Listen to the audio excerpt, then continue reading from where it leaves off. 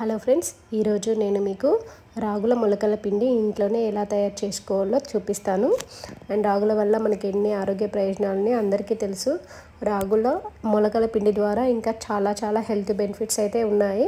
ముందుగా రాగులని ఒక 6-7 టైమ్స్ మంచిగా వాష్ చేసుకోవాలి. వాటర్తోనే ఇలా వాష్ చేసుకొని ప్లెయిన్ వాటర్ డస్ట్ ఏం లేకుండా ప్లెయిన్ వాటర్ వచ్చేంత వరకు క్లీన్ చేసుకోవాలి.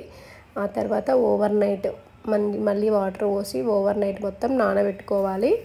నానబెట్టుకున్న రాగుల్ని తీసుకొని ఒక కాటన్ క్లాత్లో మంచిగా వాటర్ అంతా అడిచే వరకు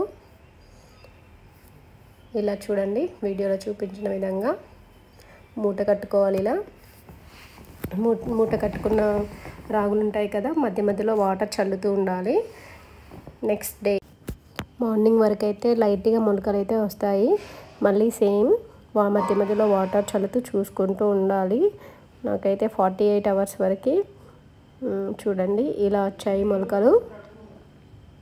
సో ఇప్పుడైతే మనం వీటిని ఆరబెట్టుకోవాలి. నేనైతే ఫ్యాన్ కిందనే ఆరబెట్టుకున్నాను. చూడండి చక్కగా ఆరిపోయాయి. ఇలా ఆరిపోయిన మొలకల్ని మనం ఇప్పుడు పిండి పట్టించుకోవచ్చు. ఈ పిండిని అయితే ఇడ్లీ, దోశ అండ్ రాగి జావా, ఇలా లడ్డూలు, రాగి లడ్డూలు రకరకాలుగా పిల్లలకి హెల్తీగా పెట్టచ్చండి.